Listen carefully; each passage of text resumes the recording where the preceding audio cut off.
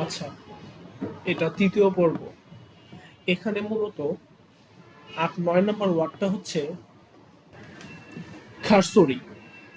খারসরি, আচ্ছা এই পিকচারটা দেখে আসলে কি মনে হইতেছে?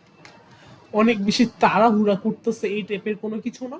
এটাই কারসরি অর্থ হচ্ছে তাড়াহুড়া করে কোনো কিছু শেষ করা। সেটা যে কোনো কিছু হতে পারে, মানে কোনো একটা কিছু, কোনো একটা অ্যাসাইনমেন্ট ছিল, সেটা তাড়াহুড়া করে খুব বেশি দ্রুততার কারণে তুমি সারসংক্ষেপে কোনো কিছু লিখতেছো, সেটাই আসলে কারসরি। কারসরি অর্থ হচ্ছে ভাষা ভাষা কোনো কিছু, দ্রুত কোনো কিছু শেষ করা, সেটাই। একটা উদাহরণ, he gave the report only a cursory glance. Glance মানে কি? দৃষ্টি। কারসরি গ্ল্যান্স মানে কি? সারসংক্ষেপমূলক একটা দৃষ্টিতে সে তার রিপোর্ট, দেখো, হি গ্যাপ মানে কি? সে দিছে তার রিপোর্টটা কিভাবে? সারসংক্ষেপ, মূলত সারসংক্ষেপ ভাবে। Missing important details in his rush. Missing মানে কি? সে হার ইম্পর্টেন্ট ডিটেলস, গুরুত্বপূর্ণ বর্ণনাগুলা, এটা ডিটেলস বলতে এটাই মিন করে। ইন হিজ রানস, রাশ। রাশ মানে কি? তাড়াহুড়ায়, সে তাড়াহুড়া করাতে, বা তাড়াহুড়া, এখানে নালকাগুলো তো না, তাড়াহুড়া করার কারণে সে তার ডিটেলস গুলা ভুলে লেখে নাই তার রিপোর্টের মধ্যে। এটাই মিন করছে। রিপোর্ট মানে হচ্ছে প্রতিবেদন।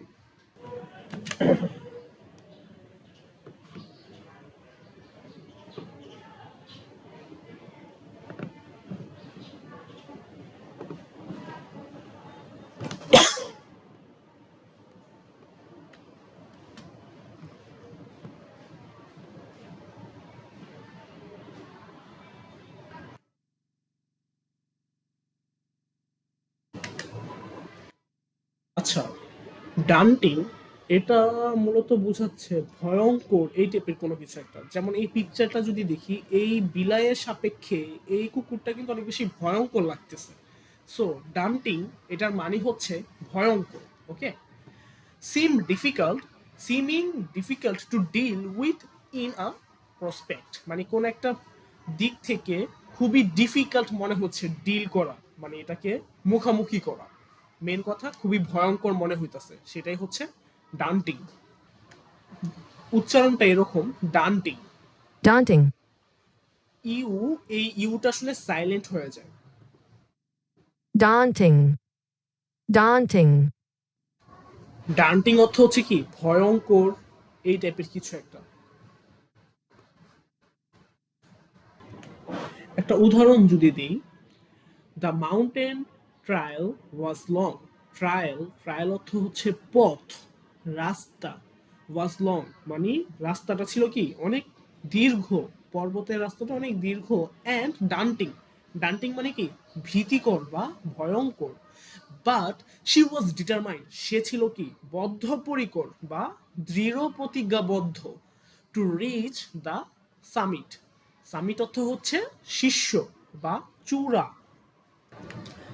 অতএব অর্থটা দাঁড়ালো এরকম, the mountain trial was long, মাউন্টেনটা খুবই দীর্ঘ ছিল, অ্যান্ড ডাস্টিং এবং ভয়ঙ্কর ছিল, কিন্তু সে ছিল ডিটারমাইন্ড বা প্রতিজ্ঞাবদ্ধ, টু রিচ, পৌঁছানোর জন্য, টু রিচ দ্য সামিট, সামিটে মানে শীর্ষে পৌঁছানোর জন্য সে একেবারে প্রতিজ্ঞাবদ্ধ ছিল, মানে সে পৌঁছায় ছাড়বে, না পৌঁছানো পর্যন্ত তার হাঁসফাঁস হইতেছিল, মানে সে পৌঁছাবে যেভাবেই হোক না কেন।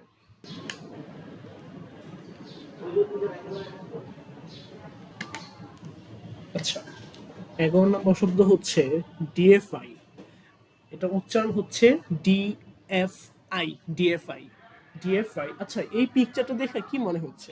মনে হচ্ছে না যে সে আসলে ওয়ার্শিপ করতেছে, কেউকে পূজা দিতেছে? হ্যাঁ, ডিএফআই অর্থ হচ্ছে কেউকে ভগবানের মতন বা আল্লাহর মতন মনে করে নেওয়া, বা গডের মতন মনে করে নেওয়া।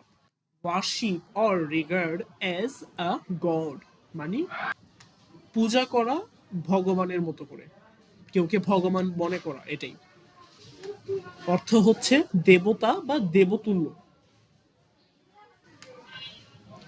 উচ্চারণটা deify, ডিএফআই, deify, ডিএফআই। ওকে, এটা উচ্চারণটা কিছুটা এরকম, ডিএফআই লিখে দিতে পারি।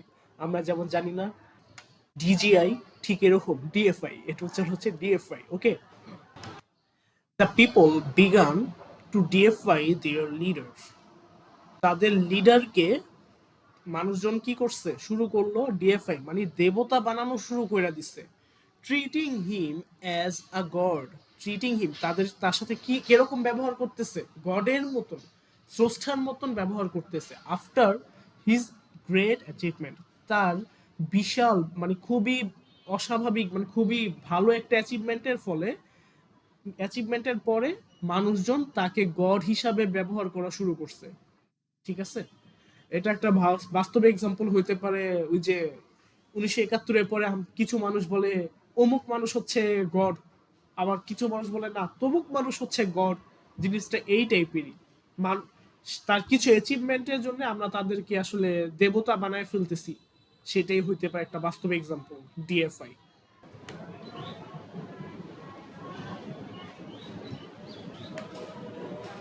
আচ্ছা, ডাইডাকটিক অথবা ডাইডাকটিক অথবা ডিডাকটিক, এটার উচ্চারণ আসলে দুইটাই হয়। মানে অনেক ক্ষেত্রে বলা হয় ডাইডাকটিক, অনেক ক্ষেত্রে বলা হয় ডিডাকটিক। মানে আমেরিকান আর ব্রিটিশ এই দুইটার মধ্যে দুইটার উচ্চারণ দুই রকম আসছে আর কি। হ্যাঁ, অতএব আমি ব্যক্তিগতভাবে সাজেস্ট করব ডিডাকটিক এই ওয়ার্ডটাই ইউজ করা বেটার। হ্যাঁ, ডিডাকটিক। আচ্ছা, এইখান থেকে আমরা দেখতে পারতেছি যে একটা লোক সে আসলে খুবই পড়াইতেছে এই টাইপের কিছু একটা। হ্যাঁ, এটা মূলত এটাই মিন করে টিচিং মেথড যেটা আসলে খুবই অ্যাট্রাকটিভ।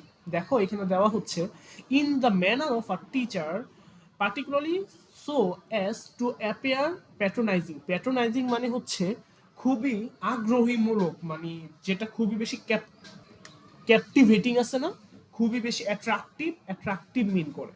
সো ডিডাক্টিভ এটা মিন করতেছে একটা টিচিং ম্যানার যেটা আসলে খুবই বেশি উৎসাহমূলক। ওকে, ডিডাক্টিক সেটা মূলত এখানে দেওয়া হচ্ছে উপদেশমূলক, নীতিমূলক, এই ব্লা ব্লা। আমি যেটা বললাম সেটা আসলে এটা মেন অর্থ উৎসাহমূলক শিক্ষা পদ্ধতি। হ্যাঁ, আচ্ছা, এটা দ্বারা এখানে কিছু দেওয়া হয়েছে ভুগিচুগি।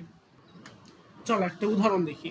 The professor's didactic approach to teaching helped student understand complex concept more easily. The professor's didactic approach, খুবই পারফেক্ট যে অ্যাপ্রোচটা, সেই অ্যাপ্রোচের ফলে বা সেই পদ্ধতির ফলে টু টিচিং স্টুডেন্ট, মানে সেই পদ্ধতিতে শিখানোর ফলে সেটা স্টুডেন্টদের হেল্প করছে বুঝতে, আন্ডারস্ট্যান্ড মানে বুঝতে, কমপ্লেক্স মানে জটিল কনসেপ্টগুলো, কঠিন কনসেপ্টগুলো বুঝতে হেল্প করছে।